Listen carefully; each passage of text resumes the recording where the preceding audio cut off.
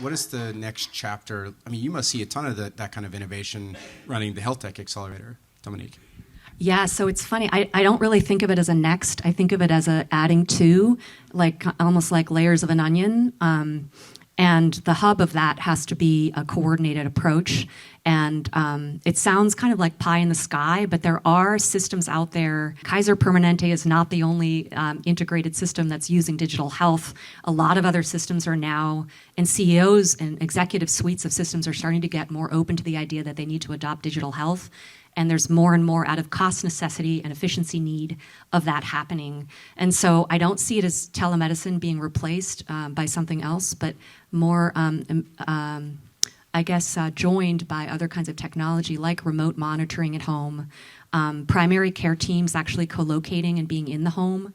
I have a friend that started a company, I won't name the name for just it's not here for that, but to bring primary care into the homes, particularly of low income, but also any income. So there's a lot of care at home happening. So as you can see, it's becoming this ecosystem where we have a coexistence of in-person and virtual care combined with remote monitoring, prescribing in the home, self-prescribing, self-dosing, sending the information back to your provider. There's so many incredible things. That's why it's so exciting to be in health tech today. So I don't think it'll be replaced, but it'll be definitely get better. Hopefully you'll have a better experience the next year.